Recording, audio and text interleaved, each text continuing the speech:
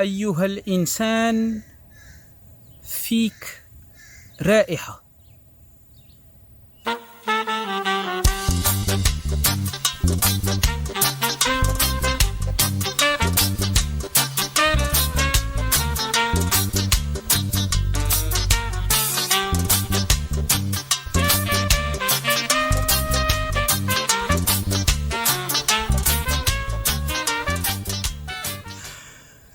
J'appartiens à une culture où lorsqu'on veut faire un compliment à quelqu'un, on lui dit « Ntaya wa'ar ».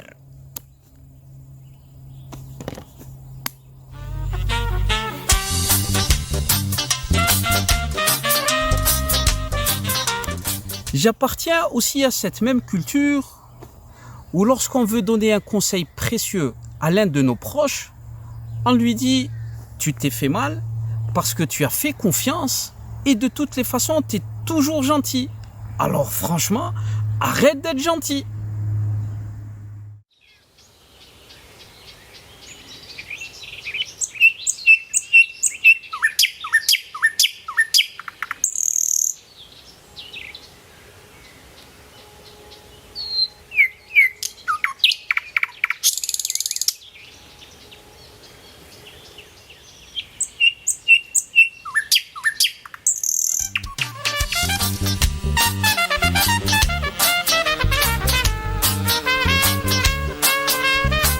Alors là, le sujet est grave et surtout délicat. Excuse-moi parce que même si tu ne me le permets pas, je vais quand même m'arrêter un petit moment pour faire le point et surtout redémarrer avec une bonne grande majuscule. Il est clair que notre culture n'a absolument rien à envier aux autres façons d'être. Toutefois, mais surtout cependant, notre culture contient les ingrédients nécessaires pour maintenir les gens dans des relations de méfiance, mais surtout de suspicion. Ash-shakku fil akharin. On doute de quelqu'un jusqu'à ce qu'on lui trouve un défaut. C'est-à-dire, on le doute, ensuite on le redoute, et lorsqu'on trouve son défaut, on est content. On devient fier de nous-mêmes de découvrir la faiblesse de l'autre. Ah, je connais son défaut, alors je vais exercer du pouvoir sur lui pour l'emprisonner. Pouvoir et emprisonnement. Ha.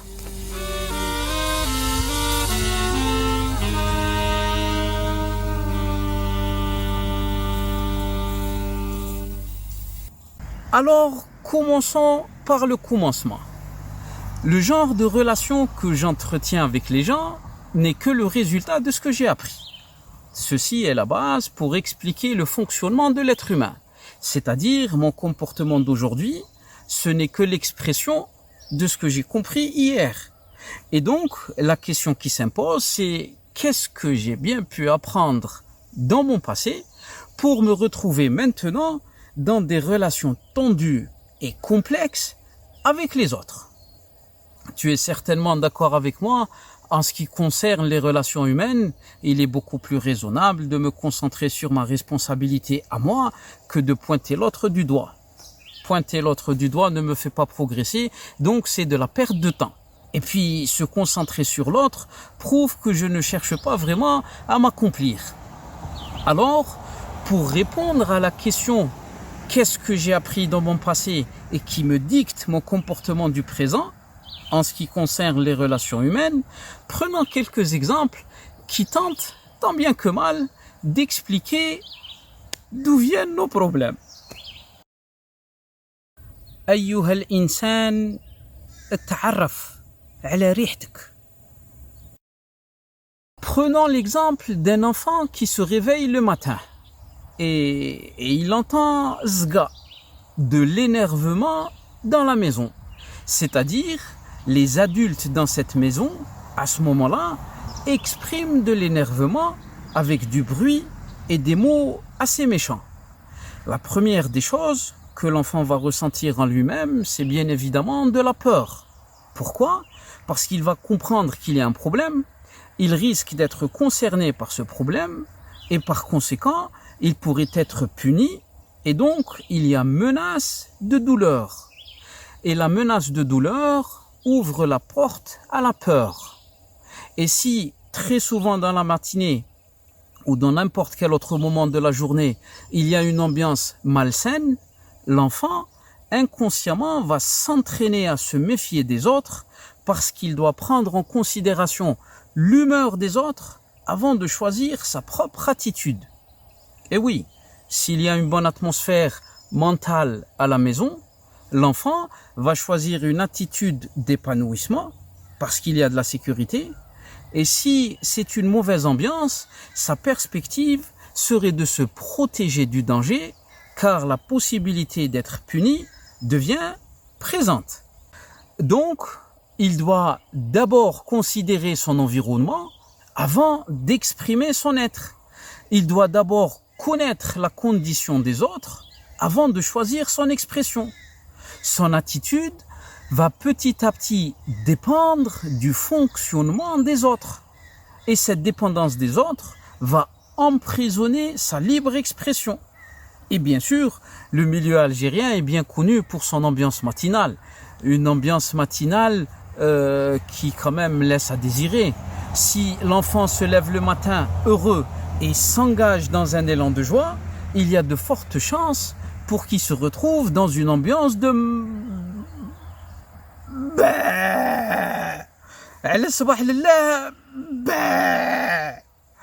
Et on connaît tous ce moment du matin. Et même dans l'âge adulte, si on se lève du mauvais pied, eh ben, on va passer toute la journée où الواحد يرجف. في وسعك ترجف. Et si on se lève du bon pied, alors on a de fortes chances à ce que la journée se passe bien. En tout cas, c'est simple.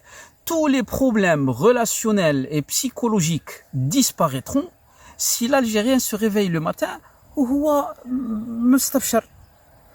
Et bien sûr, l'enfant à son niveau, il ne peut pas changer son environnement. Il ne peut que le subir. Et donc, il va, malgré lui, apprendre à être emprisonné puisqu'il est obligé d'avoir une attitude qu'il n'a pas choisie. À partir de là, il va se méfier des autres parce qu'il va croire que les autres ont le pouvoir de l'emprisonner. Pouvoir et emprisonnement. Dans cet exemple, l'enfant a compris quelque chose de totalement faux à cause d'un événement qui ne le concerne pas. L'énervement des adultes, surtout lorsque cet énervement est constant, n'a rien à voir avec l'enfant. Et pourtant, l'enfant, au milieu de son environnement familial, a vécu une expérience solitaire qui était invisible pour ses parents. Et donc, l'enfant a faussement compris que le relationnel que les gens exercent est une question de pouvoir avec la possibilité d'être emprisonné. Et bien entendu, un adulte n'est qu'un enfant qui a pris de l'âge. Prenons un deuxième exemple. Une mère a plusieurs enfants. L'un de ses enfants lui demande quelque chose. Un bonbon, par exemple. À ce moment-là, la mère n'a pas assez de bonbons pour tous ses enfants. La mère donne le seul bonbon qui lui reste à cet enfant et lui dit « Attention, ne le dis pas aux autres ». L'enfant va se retrouver embarqué dans la mission de cacher sa joie aux autres. Si cela se répète fréquemment pour n'importe quelle autre chose, l'enfant va s'entraîner à cacher sa joie aux autres. Il va comprendre que si les autres enfants sont au courant de ce qui se passe, ils vont lui gâcher son moment de plaisir. Les autres enfants vont lui interdire la joie.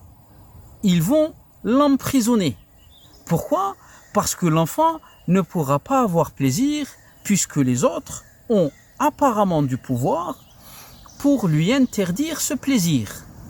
Pouvoir et emprisonnement. L'intention de la mère était bien évidemment bonne, mais encore une fois, l'enfant a vécu une expérience solitaire où il a acquis une fausse compréhension. Et cet acquis, il va l'utiliser dans son futur. Et encore une fois, bien évidemment, un enfant, avec les années, il devient juste un enfant âgé. أيها الإنسان واش هي ريحتك.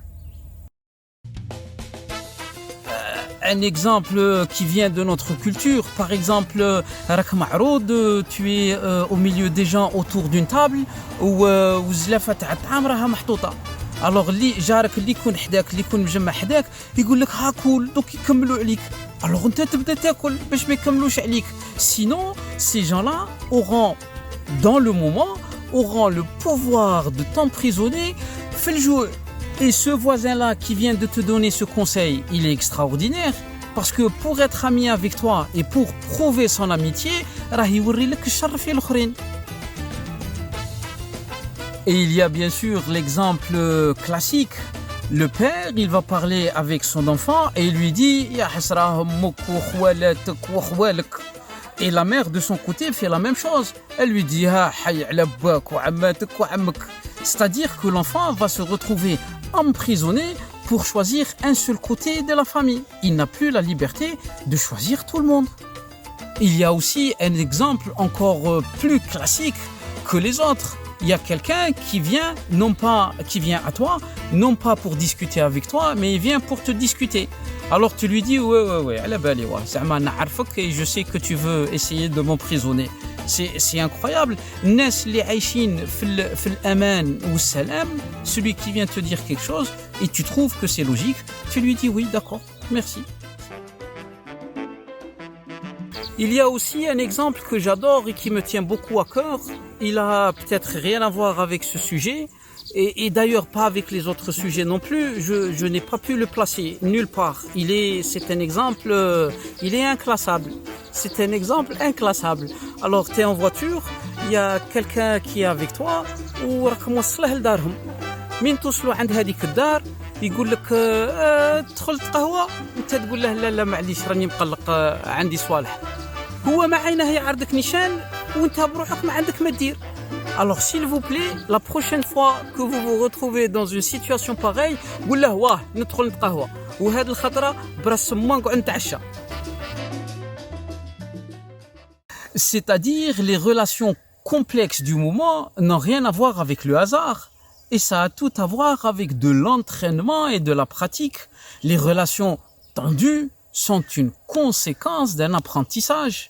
Et c'est des apprentissages de 15 ans, 20 ans. Il y en a même qui ont 70 ans d'expérience dans les relations tendues et complexes et ils n'ont absolument pas l'intention d'y changer quoi que ce soit.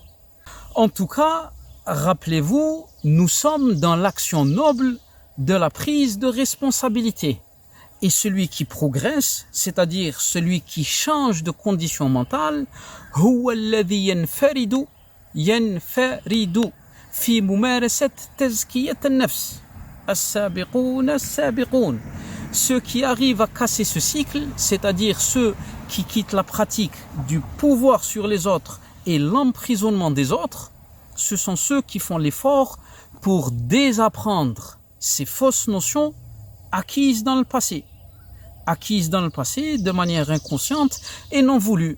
Et bien entendu, celui qui pratique l'appel du bien-être, alors là, celui-là, son âme accède à l'odeur des merveilles. يا حبيبي الجهد اللي راك تديره في نفسك راها خارجة منك ريحة الخير. أيها الإنسان واش هي ريحتك ما بين الناس؟